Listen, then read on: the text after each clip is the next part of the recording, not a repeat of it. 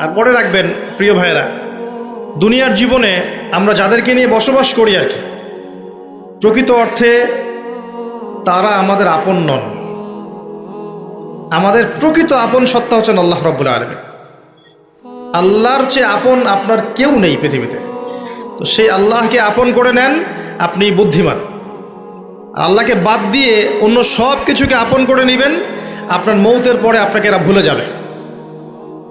আপনার মৃত্যুর পরে এরা আপনাকে খুব বেশি দিন মনে রাখবে বলে মনে হয় না, রাখলেও বছরে বছরে একদিন। কিন্তু আল্লাহ রাব্বুল আলামিন একটা মুহূর্ত আপনাকে ভুলে থাকবেন না। একটা হাদিস মনে পড়লো যে আল্লাহ পাকের কাছে 100টা রহমত আছে, মানে 100 ভাগ রহমত আছে, দয়া আছে, ভালোবাসা আছে। তার মধ্যে 1 ভাগ তিনি সৃষ্টি জগতের মধ্যে দিয়েছেন। ওই যে গাভী তার বাচ্চাকে চেটে পরিষ্কার করে না, কুকুর তার বাচ্চাকে দুধ খাওয়ায় না, ওই 1 ভাগ রহমতের জন্য, 1 ভাগ দয়ার কারণে। বাকি 99 ভাগ রহমত আল্লাহ পাক তার নিজের কাছে রেখেছেন, যেটা দিয়ে তিনি কিয়ামতের মাঠে বান্দার প্রতি রহম করবেন। আমরা আল্লাহর রহমত পাবো ইনশাল্লাহ। প্রয়োজন হচ্ছে তওবা করে ফিরে আসা। পাপ হবেই ভাই, জীবনে চলতে গেলে পাপ হবেই, উঠতে বসতে চলতে ফিরতে পাপ হতেই থাকবে, কিন্তু তওবাও হতে থাকবে ইনশাল্লাহ। যত পাপ তত তওবা, যত পাপ তত তওবা। আপনি ঠান্ডা মাথায় এভাবে একটা কাগজ নিয়ে বসেন বাসায়, কাগজ নিয়ে বসে আপনি হিসেব করেন যে মনে করেন, অঙ্ক করেন, মনে করেন আপনার হায়াত 60 বছর, কথার কথা চলে গেছে 30 বছর, বাকি আছে কত বছর? 30 বছর। শেষের 5 বছর মাইনাস করেন। এই 5 বছর আপনি চাইলেও মনের মতো আমল করতে পারবেন না, ঠিক আছে? শরীরে শক্তি থাকবে না, আপনার রোগ ব্যাধি থাকবে, ডায়াবেটিস, ক্যান্সার, হার্ট স্ট্রোক ইত্যাদি। নাউজুবিল্লাহ, আল্লাহ পাক হেফাজত করুন। থাকতে পারে, সম্ভাবনা কি বেশি না? 25 আছে আপনার কাছে, 25কে আপনি মাস দিয়ে গুণ করেন, দিন দিয়ে গুণ করেন, দিনের হিসাব পাবেন, পাবেন না? এখানে দাঁড়িয়ে হিসাব করেন আগের জীবনে কোন বছর থেকে আপনার নামাজ ফরজ হয়েছিল, কত বছরের নামাজ আপনি পড়েন নাই, কত বছরের রোজা আপনি রাখেননি, কত জাকাত ফরজ ছিল দেন নাই, ঠিক আছে? পাপের যেগুলো পাপ মনে পড়ছে লিখেন। আমি অমুকের সাথে জেনা করেছি, আমি অমুক দিন অমুক অমুক জায়গায় মদ খেয়েছি, আমি অমুককে হত্যা করেছি, আমি অমুককে পিটিয়েছি, আমি কিশোর গ্যাংয়ে ছিলাম, আমি ক্যাসিনোতে গিয়েছি, আমি এটা করেছি, এটা করেছি, লিস্ট করেন। প্রত্যেকটা পাপ দেখবেন, এক একটা পাপের জন্য আপনি আল্লাহর কাছে আলাদা আলাদা করে আল্লাহর কাছে দোয়ায় বলবেন, আল্লাহ আমি ওই পাপ করেছিলাম, আল্লাহ আমাকে মাফ করে দাও, আমি ওই পাপ থেকে তওবা করছি আল্লাহ, আর জীবনে কখনো এই পাপ করবো না ইনশাআল্লাহ। এরকম করে তওবা করেন, তওবাটাকে ফিল করতে পারবেন। খালি মুখে যদি বলেন আস্তাগফিরুল্লাহ ওয়া আতুবু ইলাইহি, ফিল করতে পারবেন না। আপনি লিখেন, বুঝবেন যে আপনি কি কি করেছেন জীবনে। করা যাবে না এটা, যেগুলো মনে পড়ছে করা যাবে কিন্তু। এরপরে অজু করবেন, করে সুন্দর করে 2 রাকাত সালাত পড়বেন, পরে চোখের পানি ছেড়ে আল্লাহর কাছে কান্নাকাটি করবেন যে আল্লাহ এই কাজ আমি করেছিলাম, আমি প্রত্যেকটা কাজ আমি আল্লাহ স্বীকার করছি যে আমি এগুলো ভুল করেছি। আল্লাহ তুমি আমাকে যত নেয়ামত দিয়েছো সব নেয়ামত স্বীকার করছি আল্লাহ, এবং আমি যত পাপ করেছি, তোমার অবাধ্য হয়েছে, সব স্বীকার করছি আল্লাহ, তুমি আমার পাপগুলোকে মাফ করে দাও। 1 মুহূর্তের মধ্যে আল্লাহ পাক মাফ করে দেবে ইনশাআল্লাহ তাআলা। শুধু তাই না, আল্লাহ পাক বলেছেন যে আল্লাহ পাক এই সমস্ত গুনাহগুলোকে নেকি দিয়ে পরিবর্তন করে দিবেন ইনশাআল্লাহ। ইল্লা মান তাবা ওয়া আমানা ওয়া আমিলা আমালান সালিহান, আছে না একটা সূরা ফুরকানে, ইল্লা মান তাবা ওয়া আমানা ওয়া আমিলা আমালান সালিহান।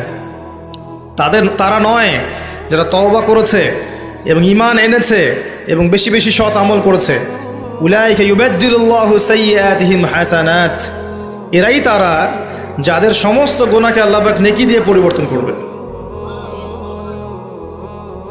শয়তান ধোঁকা দিবে আপনাকে, শয়তান বোঝাবে এত তাড়াতাড়ি কেন, এখনো সময় পড়ে আছে, পরে তওবা করো, এত দ্রুত দিনের পথে আসতে হবে কেন, অনেক সময় পড়ে আছে, আগে পড়াশোনা শেষ করো, এসএসসি শেষ হোক, ইন্টার শেষ হোক, অনার্স শেষ হোক, মাস্টার্স শেষ হোক, একটা চাকরি আগে পাও, বিয়ে শাদী হোক, পরিবার হোক, শেষ বয়সে গিয়ে একটা হজ করে আলহাজ টাইটেল নিয়ে নেবে, ব্যাস হয়ে গেল। শয়তান আপনাকে বুঝাবে অনেক কিছু। মনে রাখবেন, ইন্নাশ শাইতানা কানা লিল ইনসানি আদুওয়াম মুবিনা, নিশ্চয়ই শয়তান মানুষের প্রকাশ্য স্পষ্ট শত্রু, এর ধোকায় পা দিবেন। আর ইবলিস অনেক স্মার্ট, কারণ তার অনেক বয়স হয়ে গেছে, সে অনেক প্রবীণ এবং প্রজ্ঞা অর্জন করেছে আর কি। সে কিন্তু অনেক স্মার্ট, সে জানে কিভাবে মানুষকে পদস্খলিত করতে হয়। সে মানুষকে নেক সুরতেও ধোকা দিতে পারে। নেক সুরতে মনে হচ্ছে ভালো কাজ করছি আমি, দেখবেন এই ভালো কাজের মধ্যেও দেখবেন ধোকা দিয়ে ফেলেছে, এত স্মার্ট।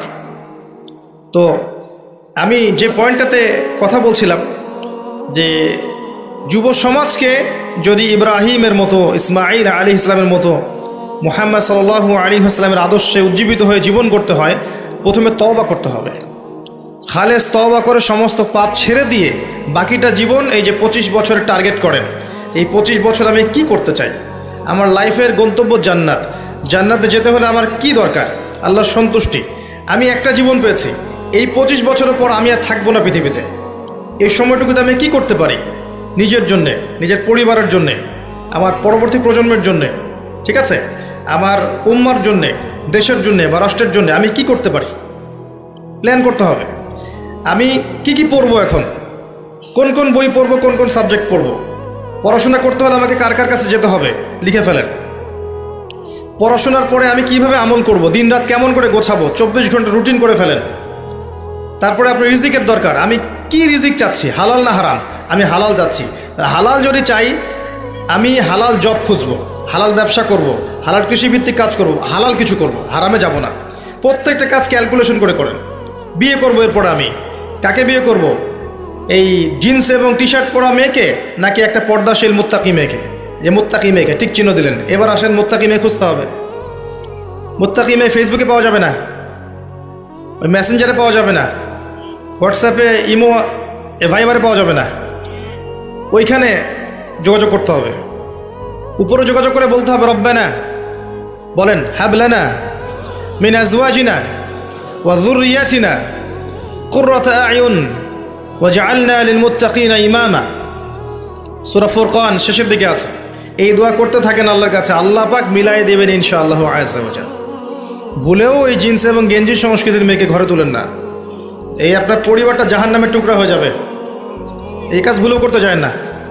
আর এটাও মনে রাখেন যে সব বোরখা মানেই মুত্তাকি পরহেজগার মেয়ে নয়, সব বোরখার পিছনেই দিনদার মেয়ে থাকে না, এটাও মাথা রাখবেন। ওইখানে কানেকশন করেন, ইনশাআল্লাহ আল্লাহ পাক ব্যবস্থা করে দিবেন ইনশাআল্লাহ। রিজিক কে দেয় ভাই? আসমান জমিন সৃষ্টির 50,000 বছর আগে, কত হাজার? 50,000 বছর আগে আল্লাহ পাক তাকদির লিখে ফেলেছেন। লেখা হয়ে গেছে আপনার কার সাথে বিয়ে হবে, আপনার কয়টা বাচ্চা হবে, আপনি কত বছর থাকবেন পৃথিবীতে, কিভাবে মারা যাবেন, কোন দিন মারা যাবেন, এবং মৌতের পর আপনার কি হবে। এই পৃথিবীতে আপনি কত কোটি চালের দানা খাবেন, কত কোটি ডালের দানা খাবেন, কতগুলো মাছ খাবেন, কতগুলো মাংস খাবেন, সব লেখা আছে, সব লেখা আছে। আল্লাহ পাকের এই পুরো সিস্টেমের মধ্যে আমরা, এর বাইরে যাওয়ার কোনো ক্ষমতা নেই। মানুষ তো আল্লাহকে চিনে না, মানুষ আল্লাহকে চিনে না বলেই আল্লাহর অবাধ্য হয়। উমর রাদিয়াল্লাহু আনহু আমিরুল মুমিনিন, ইসলামের দ্বিতীয় খলিফা, রাতের বেলা তাহাজ্জুদ পড়তেন, আবার রাতের একটা অংশ অল্প একটু বিশ্রাম নিতেন, নিয়েই আবার বের হয়ে পড়তেন জনগণের খোঁজখবর নেওয়ার জন্যে। দেখছেন যে এক মা চুলার উপরে হাঁড়ি বসিয়ে রেখেছে, হাঁড়িতে কিছু নাই, বাচ্চাটা কাঁদছে। গল্পটা জানেন না? এটা প্রসিদ্ধ গল্প, কিন্তু প্রসিদ্ধ কাহিনী, বিভিন্ন কিতাবে এসেছে। তো তিনি গিয়ে জিজ্ঞাসা করলেন, কি সমস্যা, বাচ্চা কাঁদছে কেন, খাবার কোথায়?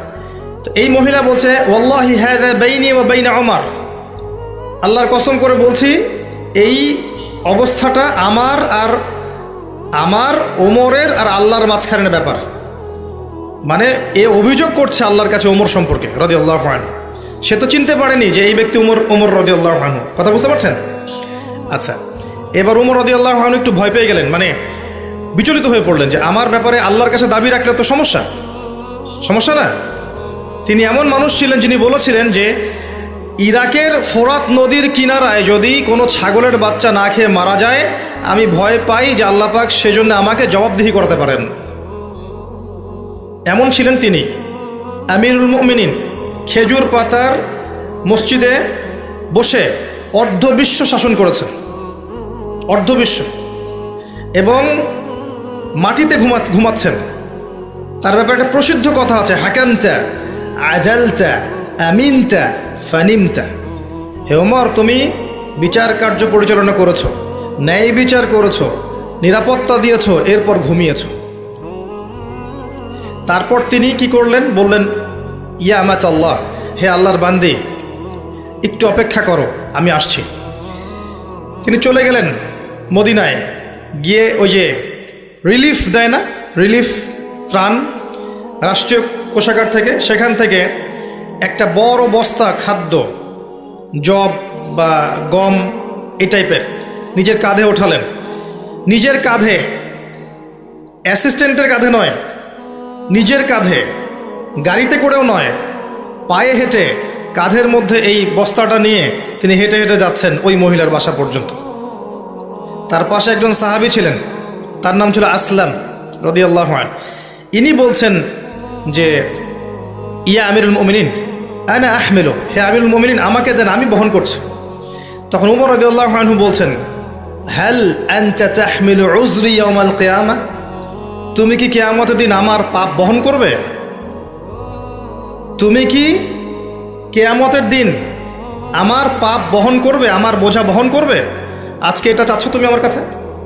নিজে কাঁধে করে নিয়ে গিয়ে ওই মহিলাকে দিলেন, নিজের হাতে রান্না করে বাচ্চাগুলোকে খাওয়ালেন।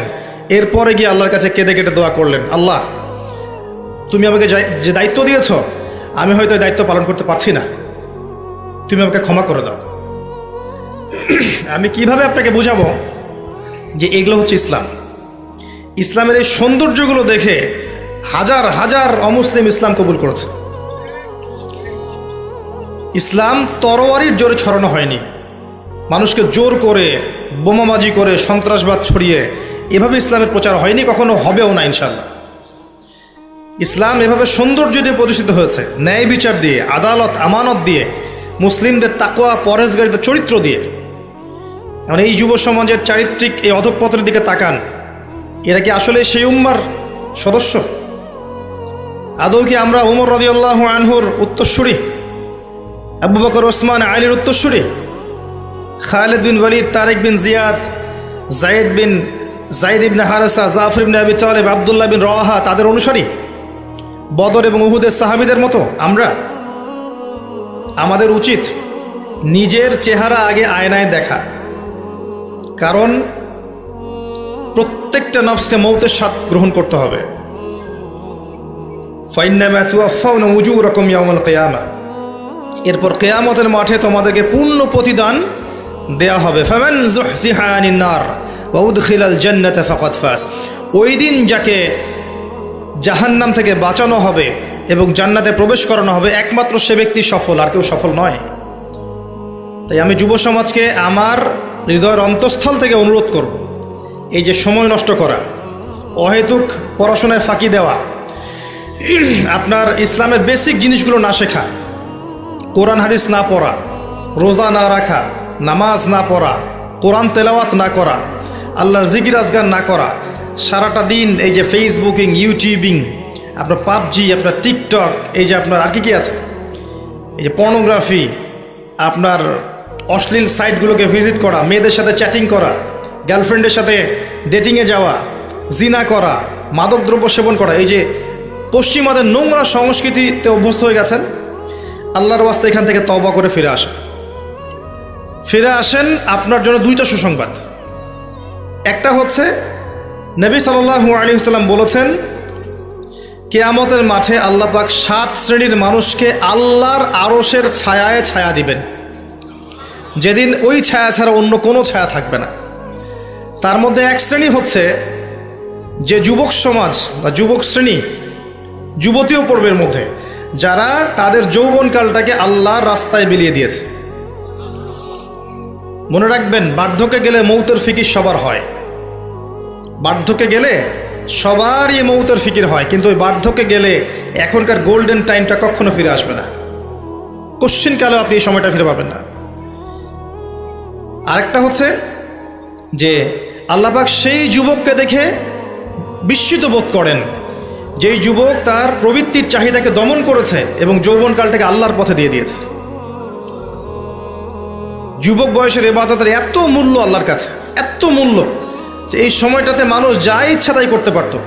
কিন্তু যুবক শ্রেণী আল্লাহকে ভয় করে, তার রাসূলকে ভালোবেসে, রাসূলের সুন্নাহগুলোর উপর আমল করলে, নামাজ পড়লে, রোজা রাখলে, তাহাজ্জুদ পড়লে, জিকির করলে, সৎ কাজের আদেশ করলে, অসৎ কাজে নিষেধ করলে, জ্ঞান অর্জন করলে, তিলাওয়াত করলে, এক কথায় ন্যায়ের পথে থাকলে আল্লাহ পাক অফুরন্ত নেকি পুরস্কার দিবেন ইনশাআল্লাহ তাআলা।